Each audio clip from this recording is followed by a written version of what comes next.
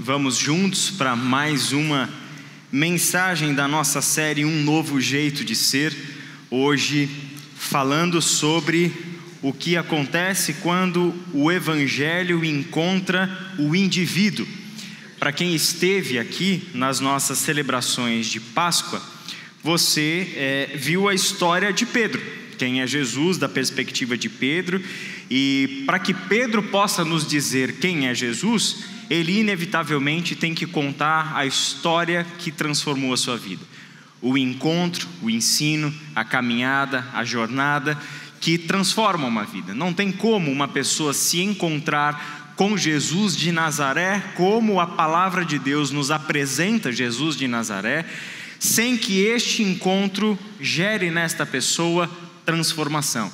Sem que este encontro, pelo menos, abra as portas, dê um start para uma transformação. E a gente sabe que a transformação não é uma transformação periférica, não é uma transformação exterior, é uma transformação custosa, é uma transformação que envolve uma longa jornada, um longo caminho, onde muitas coisas com as quais às vezes nós não estamos querendo muito lidar do nosso interior, vão ser trabalhadas, vão ser trazidas à tona. É Deus quebrando um coração de pedra para nos dar um coração de carne. É Deus gerando este processo que nós entendemos como a continuidade desta salvação que o Evangelho representa para nós. E hoje nós vamos olhar para o texto que está lá na carta de Paulo a Tito, no capítulo 2, do verso 11 ao verso 14.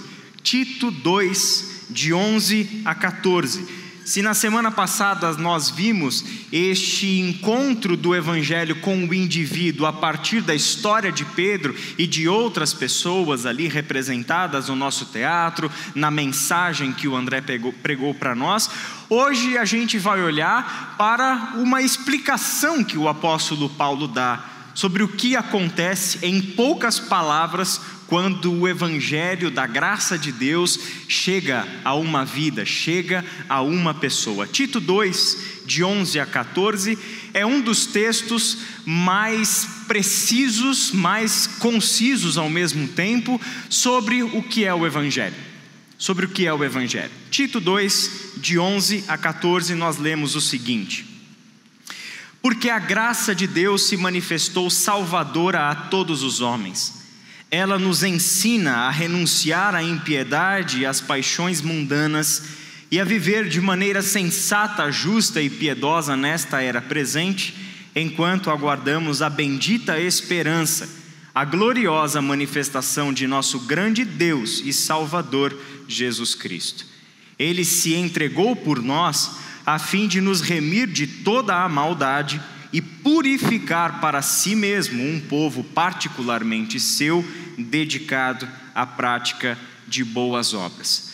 No nosso encontro dessa manhã, nós vamos conversar sobre esse texto, e justamente porque este texto nos mostra o que acontece quando o Evangelho encontra o indivíduo, e a gente vai descobrir por este texto que ele envolve a nossa vida em todos os sentidos e em todas as suas necessidades.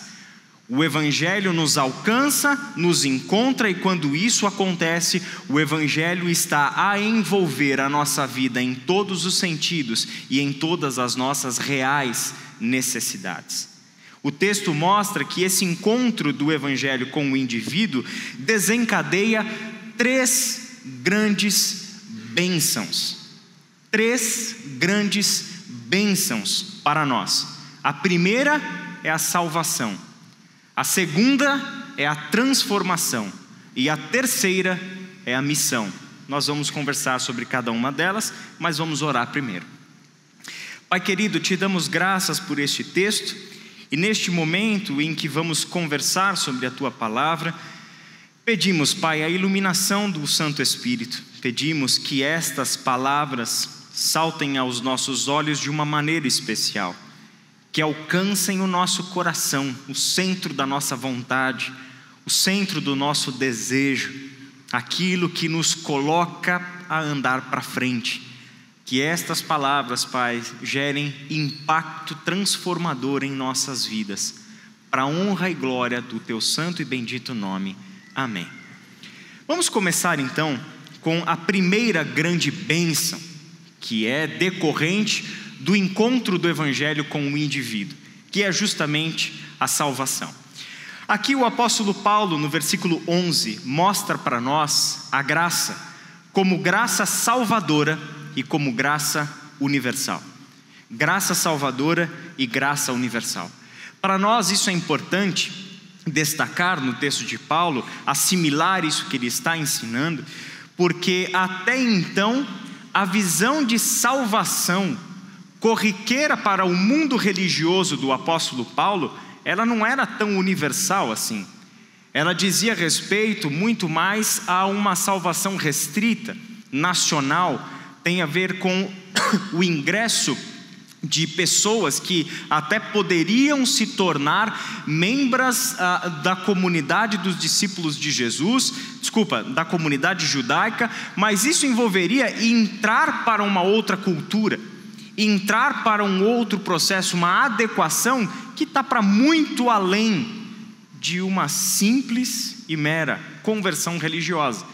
Na verdade, envolvia uma mudança de vida em todos os aspectos, mas não do coração essencialmente, mas principalmente de hábitos e de práticas culturais. Ser um judeu, tornar-se um judeu, significava assimilar o estilo de vida de um judeu.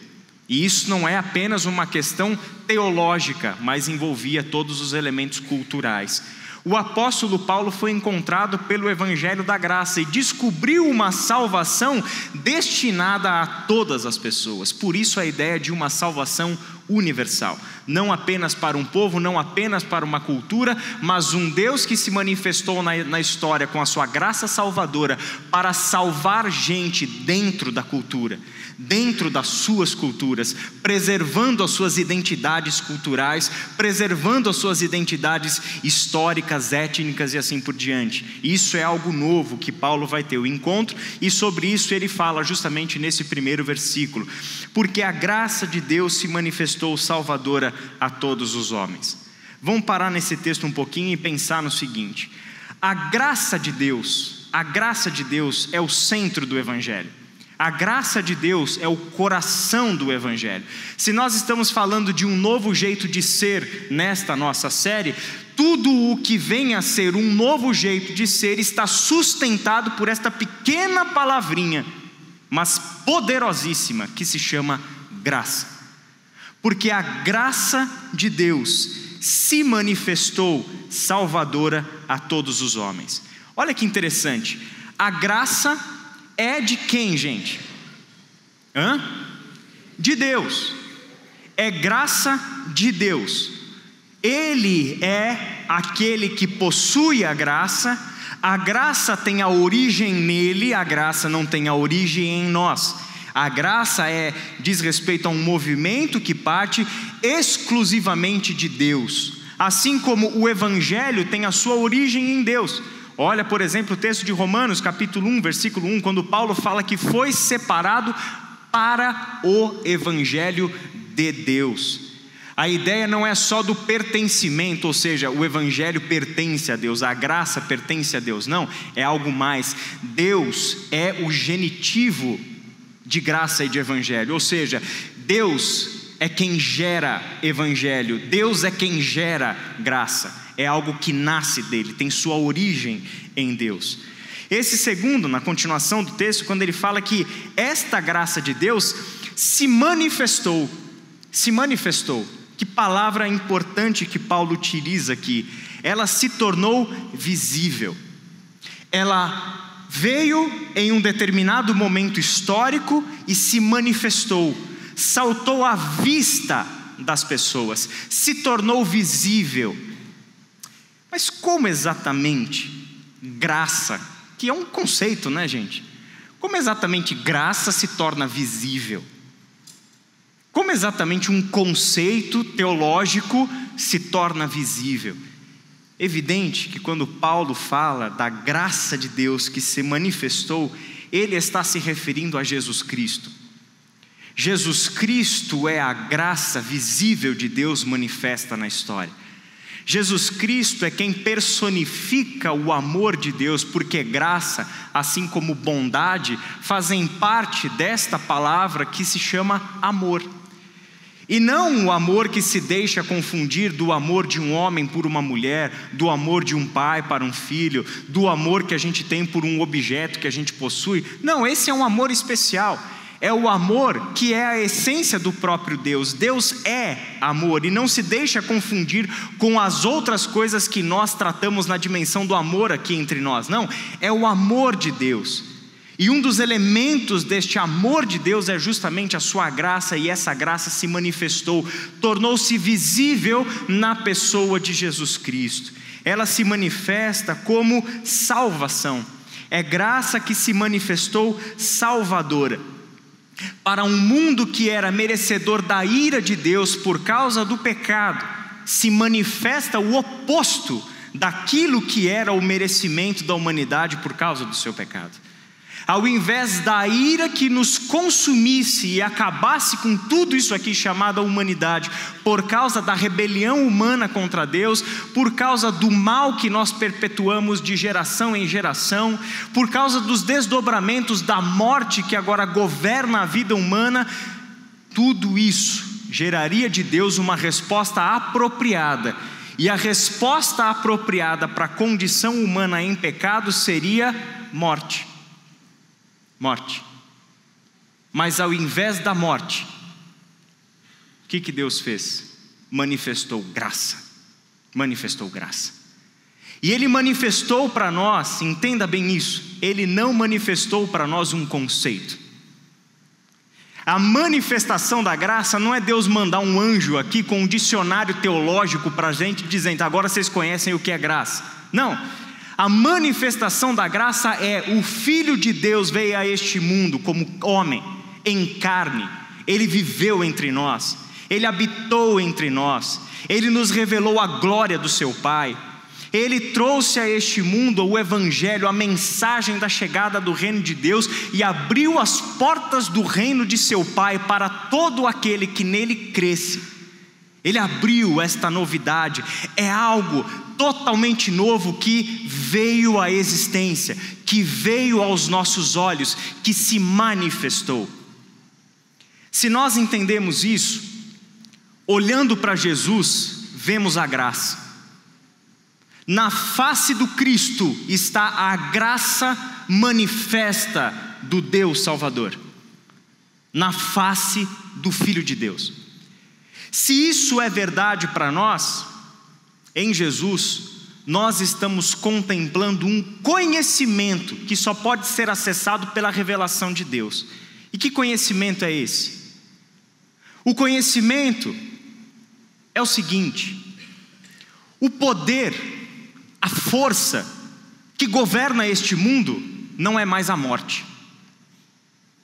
Embora nós estamos cercados de morte, embora a gente olhe ao redor e veja as consequências da morte, embora a gente veja violência, opressão, maldade, sofrimento, doenças, embora a gente veja todas as manifestações da morte ao nosso redor, se a graça de Deus se manifestou na face do Filho, significa que o poder que rege o universo não é a morte, mas o amor do Pai.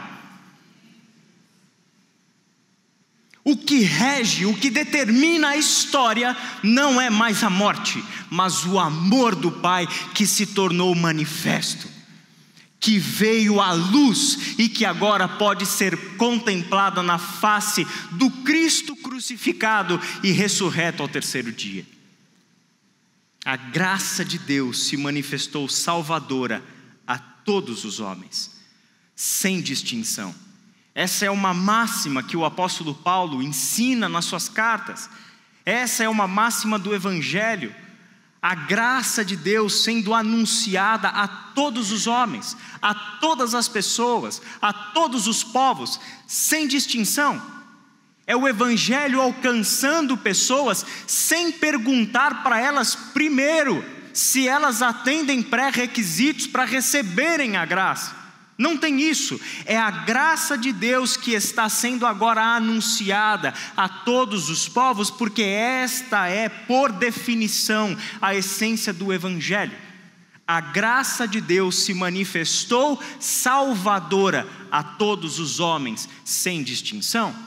O texto de Romanos 3, de 21 a 24, fala sobre isso. Gálatas capítulo 3, versículo 28, fala sobre isso. Em Cristo Jesus não há mais homem e mulher, escravo e livre, judeu e gentil. Acabou essa história. É o Evangelho que se manifesta salvador a todos os homens. Colossenses capítulo 3, versículo 11, outro texto em que o apóstolo Paulo fala as mesmas coisas. É a graça de Deus que se manifestou salvadora a todos os homens sem distinção. Existe um texto aqui, que é logo a sequência. Se você tiver com a sua Bíblia aberta, você pode olhar no capítulo 3 da carta de Tito, porque a partir do versículo 4, Paulo vai desdobrar o que ele disse aqui no versículo 11. Olha que interessante, vamos olhar rapidamente para esse texto. Mas quando, da parte de Deus, lembra disso? A graça de Deus, então é da parte de Deus, veio dele. Quando da parte de Deus, nosso Salvador, graça salvadora, se manifestaram, a graça de Deus se manifestou salvadora. Então quando da parte de Deus, nosso Salvador, se manifestaram bondade e amor pelos homens. O que é a bondade e o amor de Deus que se manifestaram pelos homens? É a sua graça. Então aqui ele está retomando o versículo 11 do capítulo 2 e desdobrando isso daqui. Mas olha que legal o que ele vai dizer na sequência. Não por causa de atos de justiça por nós praticados, mas devido à sua misericórdia, ele nos salvou pelo lavar regenerador e renovador do Espírito Santo, que ele derramou sobre nós generosamente por meio de Jesus Cristo, nosso Salvador. Que texto lindo! Medite nessas palavras ao longo da semana. Aliás, um parênteses na nossa mensagem. Ao longo da semana, nós oferecemos para a Ibaviva devocionais em áudio. São pequenos áudios de 10 minutinhos aproximadamente, onde nestes áudios nós estamos desdobrando os assuntos das nossas mensagens de domingo.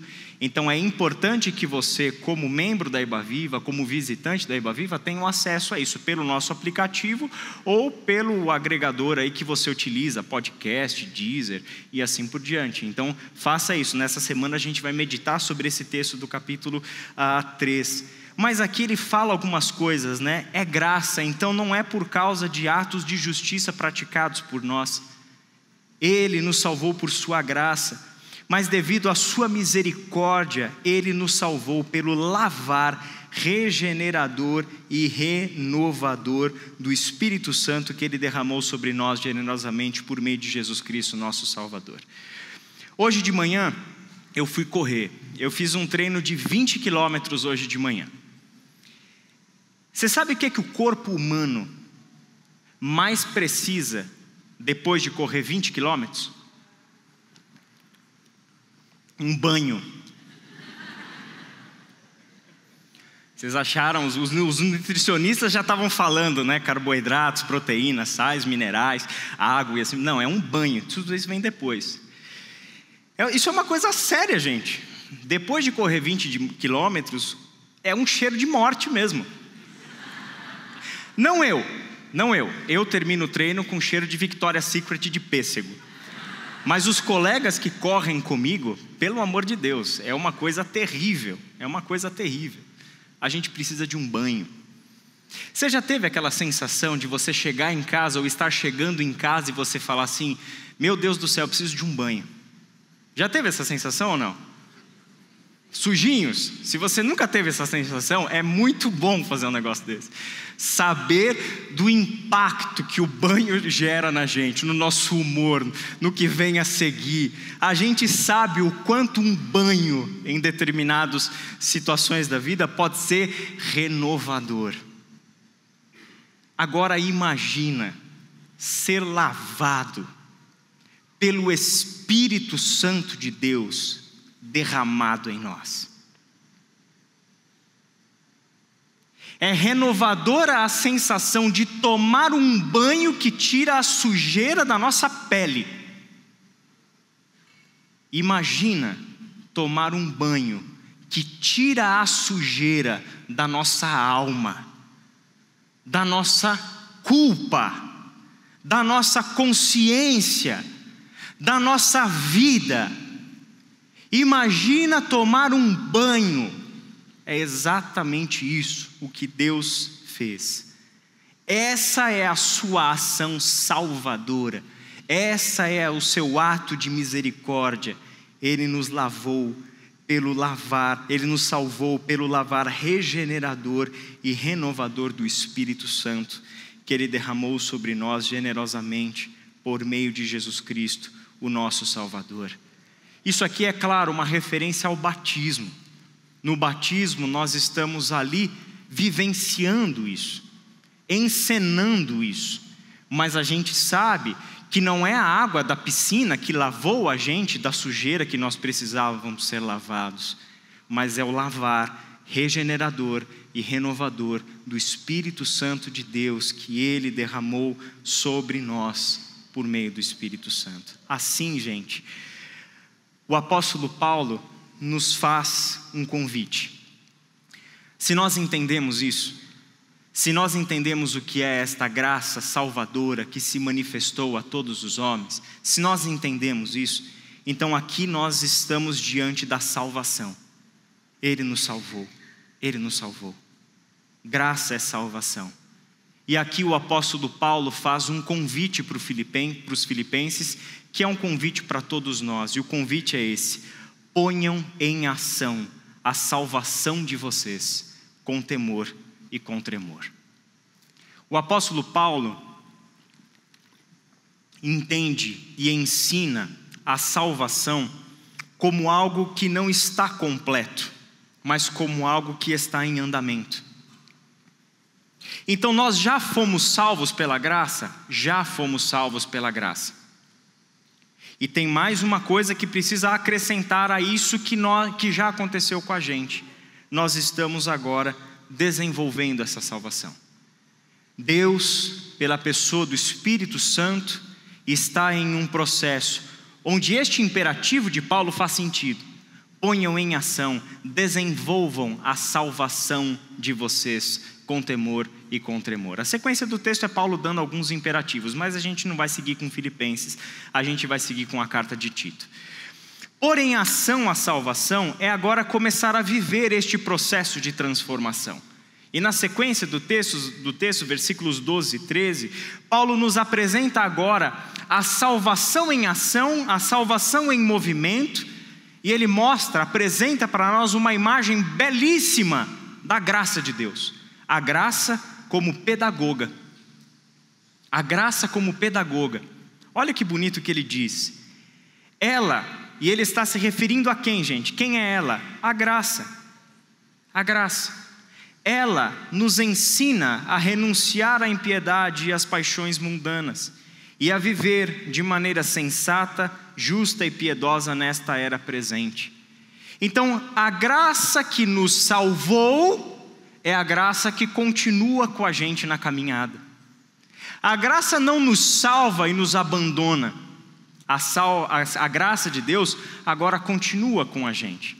É mais ou menos assim: a graça é a obstetra que fez o parto, mas ela também é a pedagoga que vai ensinar essa criança ao longo da vida.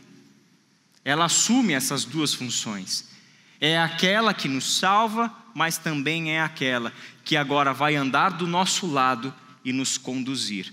A palavra usada por Paulo aqui, graça nos ensina, é a palavra grega paideia, que dá origem à palavra latina pedagogo. Então a graça é literalmente tratada por Paulo aqui como pedagoga, como aquela que vai nos tomar pela mão e nos ensinar o passo a passo desta nova vida que começou. Uma vida cheia de possibilidades, uma vida completamente nova, porque se manifestou a graça de Deus, então todas as coisas estão sendo feitas novas. Significa que tudo aquilo que nós carregamos um dia está perdendo sentido, está perdendo o valor, tem que se desprender de nós para uma nova vida ser assimilada. E esta é a função de quem? Igualmente, da graça de Deus. Isso é importante, porque não é também dos nossos méritos. Se a salvação não é pelo nosso mérito, a santificação também não é pelo nosso mérito, é obra da graça de Deus. Só que aqui tem um detalhe importante: a santificação não vai acontecer sem o nosso esforço. Esforço é diferente de mérito. Quando nós falamos de esforço, nós estamos falando da nossa disciplina, que vale do imperativo de Paulo: ponham em ação a salvação de vocês, desenvolvam, ou seja, existe uma responsabilidade da nossa parte, de trabalharmos, de respondermos a todos os incentivos, a todo o ensino que nós recebemos por graça de Deus. Isso não vai acontecer sem nós, mas sabemos que é a graça de Deus quem vai atuar neste processo, na medida em que fazemos a nossa parte, na medida em que nós entendemos este processo. E em que consiste exatamente esse processo? Primeiro, ele consiste em um processo de desconstrução. A graça pedagoga nos leva para a escola, e a primeira coisa que ela vai nos ensinar na escola é o seguinte: a gente vai começar um processo longo, não sem dores, de desconstrução.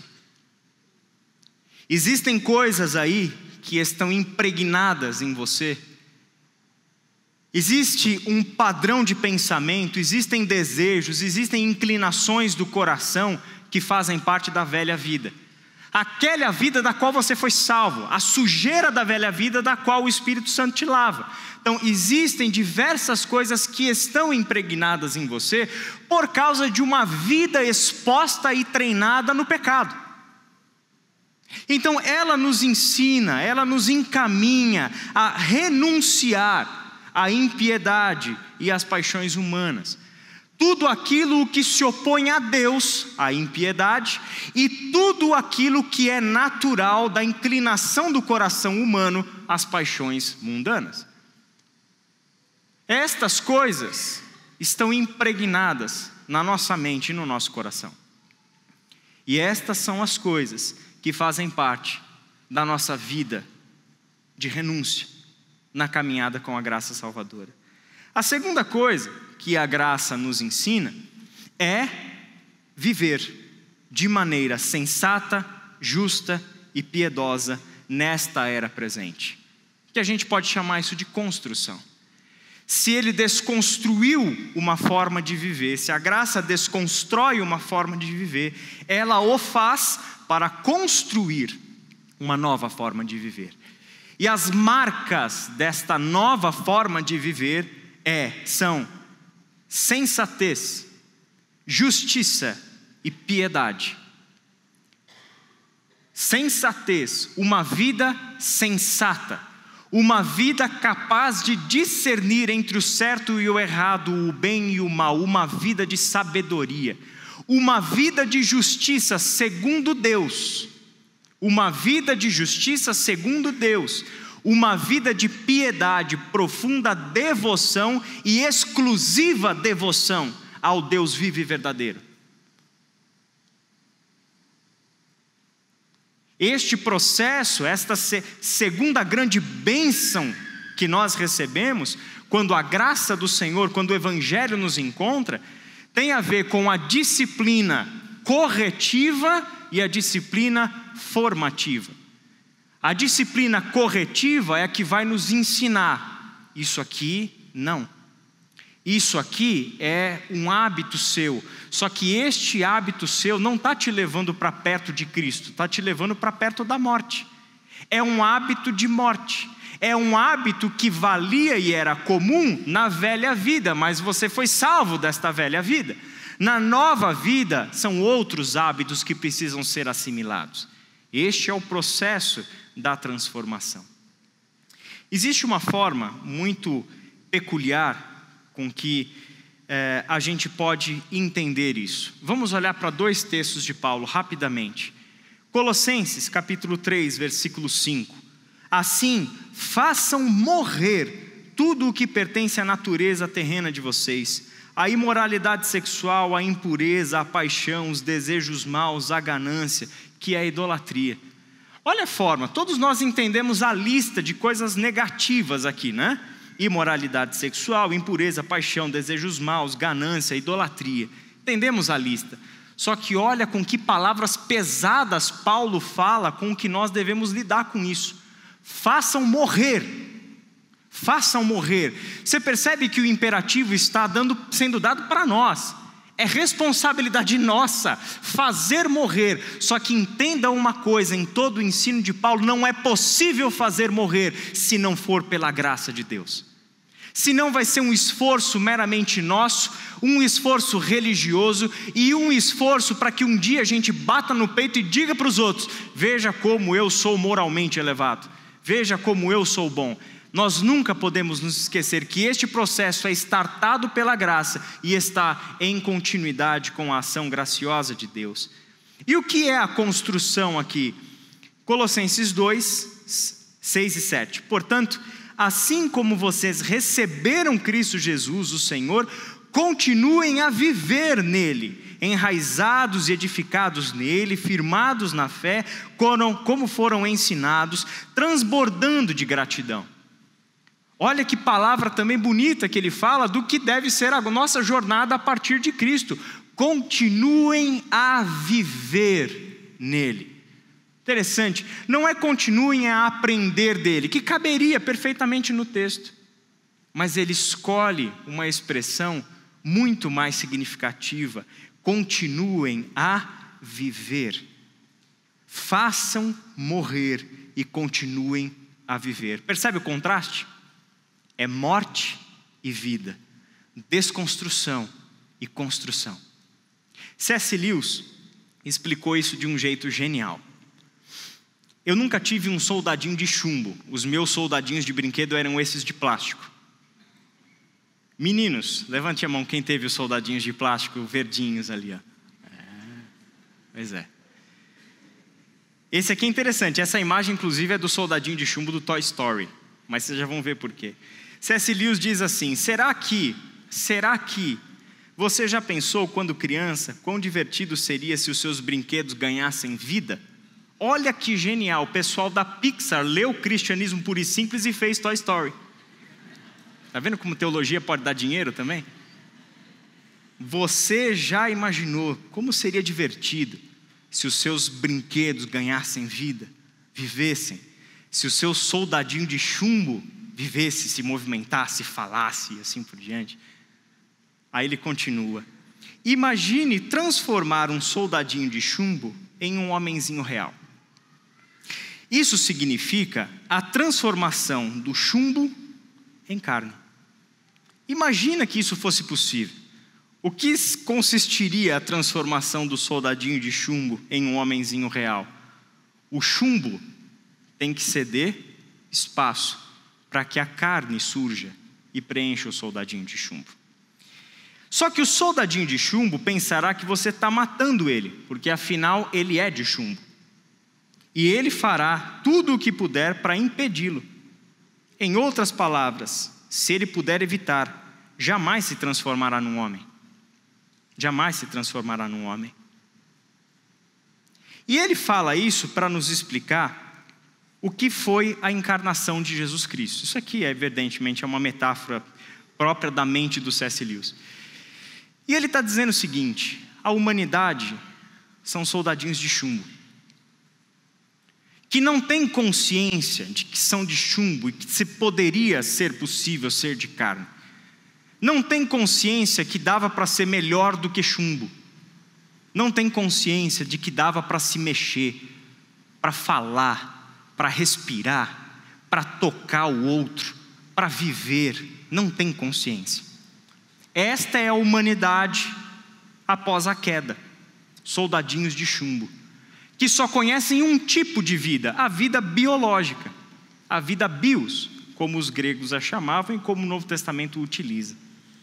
Só que aí Deus fez algo extraordinário.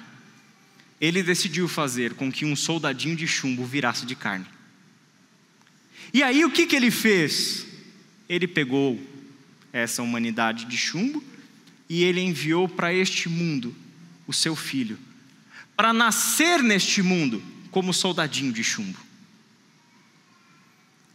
E este Filho de Deus vem ao mundo e nasce como soldadinho de chumbo. Lembre-se de que Jesus, antes de ser homem, ele foi um bebê, que dependeu da sua mãe, que dependeu de receber educação, que teve que ter as suas fraldas trocadas, que precisou ser alimentado. Isso é a encarnação do Filho de Deus. Ele veio realmente como homem, ele não apareceu aqui com 30 anos de idade. Ele nasceu como um ser humano nasce, um perfeito soldadinho de chumbo. Só que aí aconteceu algo extraordinário. Esse soldadinho de chumbo, porque vem da parte de Deus e porque tem a vida de Deus, é outra palavra grega para falar da mesma coisa, da mesma palavra em português, que é zoe, não é a bios, mas agora a zoe, é a vida essencial, é a vida não gerada. Esta vida essencial que pertence exclusivamente a Deus está no soldadinho de chumbo. E este soldadinho de chumbo, que nasceu entre nós, vem mostrar para o mundo que é possível virar gente, virar homem, ter uma vida que eles não conhecem, acessar uma realidade que eles não conhecem. E ele começa a ensinar as pessoas, e o que ele fala é uma coisa tão fora da realidade que os outros soldadinhos de chumbo matam ele. Só que ele tem a vida de Deus, ele tem a zoe. E o que acontece? O soldadinho de chumbo volta à vida, mas volta à vida não mais com chumbo, mas completamente de carne. E o que aconteceu? Pela primeira vez um soldadinho de chumbo se manifestou na história como um soldadinho de carne. Só que esta vida, uma vez que da perspectiva bíblica a vida humana está conectada, a vida humana está ligada, ele começa a contagiar os outros soldadinhos de chumbo. Aí é que a gente entra na metáfora. Nós estamos sendo contagiados por este soldadinho de carne, e ele está injetando em nós carne. Só que para ele injetar em nós carne, tem que sair o chumbo. E este é o nosso processo de desconstrução e construção. Quando a nossa natureza de chumbo percebe que está perdendo espaço, quando a nossa natureza de impiedade e paixões mundanas percebe que está sendo destruída, ela grita: eu vou morrer, você está me matando.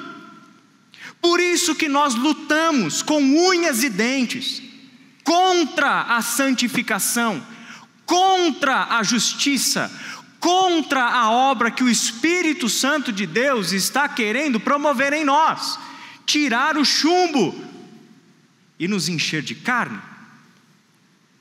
Só que pela graça de Deus, o Espírito dele já habita em nós. E este Espírito Deus ouve o grito do chumbo dizendo: você está me matando. E o Espírito Santo de Deus que habita em nós diz para a gente: se acalma, porque eu não estou te matando. Na verdade, eu estou elevando a tua vida. Eu estou te levando para uma realidade que você ainda não conhece. Olha o que ele diz: o verdadeiro Filho de Deus está do nosso lado e está começando a nos tornar o que Ele mesmo é. Ele está começando a transformar o soldadinho de chumbo em um homem vivo. A parte de você que não gosta disso é a que segue sendo chumbo. O que é que ainda é chumbo na sua vida? De quanto chumbo que está aí na sua vida que você não quer abrir mão?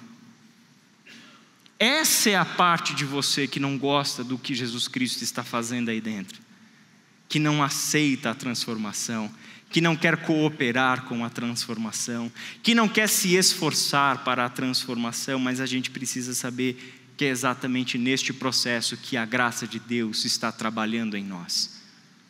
Assim, gente, enquanto aguardamos a bendita esperança, a gloriosa manifestação de nosso grande de Deus e Salvador Jesus Cristo. Este processo, ele tem um início. E este processo tem uma longa jornada que acontece hoje, nesta era presente. Só que aqui nós temos uma importante afirmação de Paulo. Este processo tem uma finalidade. Ele tem um objetivo. Ele está nos levando para uma esperança eterna. Este processo, e essa mensagem é importante que você lembre disso. Nós estamos falando especificamente do encontro do Evangelho com o indivíduo. Então a gente está olhando para a nossa vida individual mesmo hoje. É importante que você saiba que as tuas lutas contra o pecado fazem parte deste processo de transformação. O pecado, as tuas más ideias, desejos e pensamentos, tudo aquilo que te leva a viver longe da vontade de Deus, é o chumbo que ainda resiste. Só que este processo de ser transformado de carne em chumbo ocorre enquanto nós estamos aguardando algo. É uma vida, portanto, plena de esperança e de propósito. O processo tem sentido. O processo tem sentido. Não é a dor pela dor. Não é o abrir mão por abrir mão. Não é o rejeitar as minhas inclinações simplesmente por rejeitar. Ou seja, não é uma questão meramente exterior, comportamental. É algo muito mais estrutural e eterno do que a gente pode imaginar. Nós fazemos isso enquanto aguardamos a bendita esperança. Nós fazemos isso em um tempo de espera, e este tempo de espera é marcado por esperança e por propósito. Paulo nos fala da gloriosa manifestação de nosso grande Deus e Salvador Jesus Cristo. Manifestação aqui é a mesma palavra que ele usou lá no versículo 11 para falar que a graça se manifestou. E aqui ele olha para o futuro e diz o seguinte: olha aqui, tem uma outra manifestação que está por vir. O Cristo que veio, que morreu e que ressuscitou, voltará. Voltará cheio de glória. Voltará para coroar aqueles que renderam as suas vidas a Ele, que entraram na escola da graça, que se sujeitaram ao ensino da professora graça, e que se deixaram transformar por tudo isso que nós estamos chamando da grande bênção da salvação. Por fim, esse texto nos mostra a terceira grande bênção, que é a graça da participação na obra de Deus. O apóstolo Paulo diz no verso 14: Ele se entregou por nós a fim de nos remir de toda a maldade e purificar para si mesmo um povo particularmente seu, dedicado à prática de boas obras. Olha que bonito que ele diz aqui: Ele se entregou por nós a fim de nos remir de toda a maldade. Com esta afirmação, usando o verbo remir, ele está nos ensinando que Jesus Cristo se manifestou para nos libertar. É a ideia da libertação de uma escravidão. Uma vida fora da graça de Deus é uma vida escrava. Uma vida fora de Deus é uma vida escrava dos nossos ídolos. Ele se manifestou, Ele veio a este mundo, se entregou por nós com o propósito de nos libertar de toda maldade. Ele veio a este mundo e nos libertou e iniciou na gente um processo de santificação e purificar para si mesmo um povo particularmente seu. Essas duas coisas nós entendemos com os textos iniciais. Ele se manifestou para nos salvar, para nos libertar, para nos remir e assim por diante. Ou seja, tirar a gente das algemas da maldade e tirar de nós tudo o que a maldade imprimiu no nosso coração. Em seguida, ele diz que ele veio para purificar para si mesmo um povo particularmente seu, que é o processo que nós falamos de desconstrução e construção. Aí ele introduz um outro elemento: este povo deve ser dedicado à prática de boas obras. Então, o que ele fez, gente? Ele nos salvou, ele nos purificou, ele nos trouxe como um povo particularmente seu, e ele não nos tirou deste mundo. Como teria sido bom, às vezes as pessoas que pensam muito sobre a salvação falam, né? Por que a gente já não vai embora deste mundo assim que a gente se converte a Jesus? Seria tão mais fácil se isso acontecesse, né? Acabou, não vai ter luta, não vai ter nada, não vai ter, sabe, dificuldade com pecado, com esses problemas todos. Já quero estar lá na glória com o Senhor e tal. Por que a salvação já não encontra a glorificação de imediato? Não, tem a santificação no meio, mas tem uma outra coisa entre uma parte da salvação e a outra parte da salvação: é a nossa missão. Ele prepara esse povo como particularmente seu, mas a este povo dá uma missão. E a missão deste povo não é separada do Deus que nos salva. A missão deste povo é participar na missão de Deus. Porque, gente, Deus está em missão no mundo muito antes da gente. Desde que houve céus e terra, Deus está em missão neste mundo. Isso é história dele. Missão é coisa dele, não é coisa da igreja, é coisa dele. A igreja tem o privilégio de participar nessa missão. Um povo dedicado à prática de boas obras. O que são boas obras neste contexto? A nossa missão, a nossa razão de ser. Um povo dedicado a fazer no mundo aquilo que vê Deus fazer. Um povo dedicado a fazer pelo outro aquilo que vê Deus fazer. É como Jesus disse para os seus discípulos: eu só faço o que vejo o meu Pai fazer. Isso é realizar boas obras. Isso é viver no mundo para a prática de boas obras. Vamos fechar os nossos olhos e orar? Pai querido, nós te damos graças pela oportunidade de ouvirmos a Tua palavra, de sermos, Pai, agraciados com a salvação, de recebermos a bênção da salvação, da transformação e da missão. Te agradecemos, Pai, porque a nossa vida em Ti ganhou um novo sentido. Na verdade, todas as coisas agora são novas. É uma vida que começa de novo, mas agora em comunhão contigo, habitada pelo Espírito Santo, discipulada por Jesus Cristo, o nosso Senhor e Mestre, orientada pela Tua palavra. E é aqui, Senhor, que nós colocamos o nosso coração diante do Senhor nesta manhã. A transformação pela qual nós estamos enfrentando, cada um de nós aqui se encontra em um momento diferente desse processo.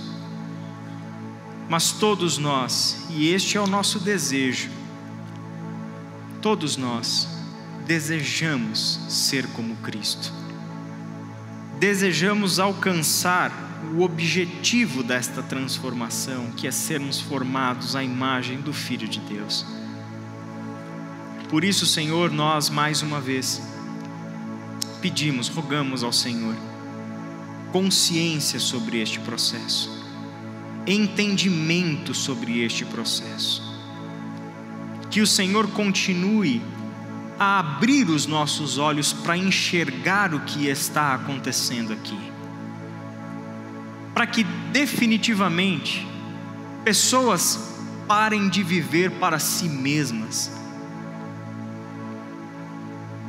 e abram os seus corações e abram todos os espaços escondidos e mantidos nas trevas das suas vidas, para que sejam transformados pela Tua graça salvadora. Ajuda o teu povo, ó Pai, a tomar consciência disso. E que esta consciência desça para os níveis mais práticos e cotidianos da nossa vida. Que cada ação nossa, em todos os dias, seja pensada antes, dentro de um processo em que o Senhor está fazendo morrer tudo aquilo que faz parte da nossa velha vida, para que assimilemos a sua vida. Ajuda-nos, ó Pai, nesta caminhada. Sabemos, Pai, das muitas dores e dificuldades que encontramos pelo caminho. Sabemos da resistência da nossa carne pecaminosa em ceder à sua vontade, mas confiamos na tua graça, mas confiamos no teu Espírito e queremos assumir o compromisso de, da nossa parte, nos esforçarmos, nos disciplinarmos e fazer tudo aquilo que é necessário ser feito, para que a nossa vida venha toda ela à tua luz, para que o lavar regenerador e renovador do teu Espírito seja realmente experimentado por todas as pessoas que estão nos ouvindo aqui. É em nome de Jesus, Pai, que nós oramos, agradecendo por este privilégio de termos uma vida conforme a sua vontade. Amém.